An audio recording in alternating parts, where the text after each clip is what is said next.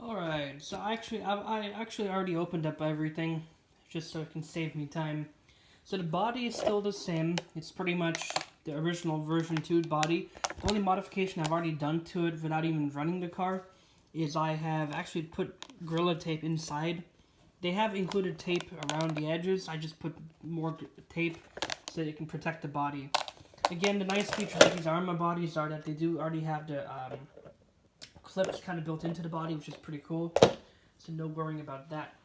Here is the actual Buggy. I'm pretty impressed with this. This is my first time actually owning a hobby grade RC car ever.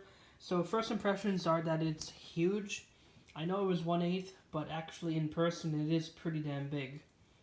These tires are vented. I'm gonna try to find a couple of spots where they are vented. You can see the hole right there. So these tires are vented, which is a nice addition. Bulky shock towers up here. The shocks are protected by these nubs. So if you do have a backward landing, that'll protect the shock tower. Nice big bulky bumper. You have your aluminum hinge pin brace. That is a new addition, I believe. Center plastic drive shaft, which is telescopic, so you are able to actually remove it. They have a bearing in the middle, which is no different from the previous model. Velcro straps, which is, I think, much better. So you're not fiddling around with the Traxxas sort of connectors to put the battery on. IC5 connector, which is my first. Never owned a vehicle with IC5. They included a bigger pull tab over here for accessing for for maintenance. Plastic drive shafts over here. Those are, I think, pretty much untouched. They work pretty well. People really haven't been complaining about them. Plastic A-arms, which are the Arrma A-arms. I think you might want to upgrade to RPM if, in colder climate, but hopefully they do hold up. Big wing on the back, that's not changed. These body posts are adjustable. The big thing here is the electronics. So this motor is a 3200 kV Spectrum branded motor. I think it's the same size as the original Arrma version 2 motor, but they've included the heat sink, which was already there, and a fan. That is a pretty big deal. I know it's a cheap addition, but it's nice nonetheless to have the fan. They actually also have added this thing just to keep for cable management. I remember the version 2, these wires were just kind of hanging out of nowhere, so I'm glad they added that. The ESC is the same BLX 100 as the version 2, but they have added a fan, which is nice. You have your receiver box, I guess this section of your servo here, and the servo is underneath there. So all in all, I am pretty impressed with the Buggy. Plastic chassis, huge bumper in the back.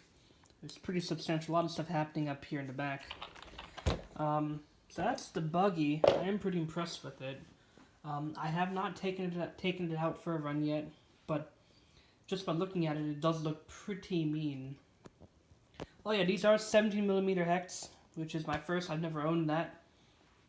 And so yeah, I'm pretty sure that's everything to the Buggy. I mean, I've never had the version 2, so I can't really say what they had, what they didn't have, but off of my first impressions, this is kind of what I wanted. I wanted something that was pretty versatile, that could handle on-road and off-road running, and this really does a pretty good job at that, I think, hopefully. It has pretty good ground clearance. I hear these are pretty durable, so I'll give it a shot. Also, I did buy these Spectrum batteries. You can read what I got, and they look to be pretty nice. These are hard case. I do have to charge them, so I do have the charger here. I did buy the S1100 charger, the new one that came out, I think in June or not too long ago. This adapter did come with the charger, IC3 to IC5, and here's wall plug. Oh yeah, here is the new controller. This is pretty new, I believe. It's a big improvement, I think, ergonomically for one, compared to the STX2. You have your steering rate throttle, trim, steering, trim, and LED light.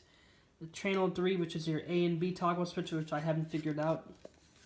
And you pretty much have your, I guess, your speed, your throttle limiter, so 50, 75, and 100. Throttle reverse, and steering reverse, and your power button. So from the ergonomics, it does feel pretty nice, and I hear that these are a much improved radio, in that the range, the lag is pretty much non-existent. So I'm pretty excited to give these a shot. So in the next coming videos, hopefully I will provide some running footage of this car and kind of my first experience into Arrma. I've never owned a hobby grade vehicle before. This is kind of exciting, and yeah, I'll keep you guys posted. Thank you.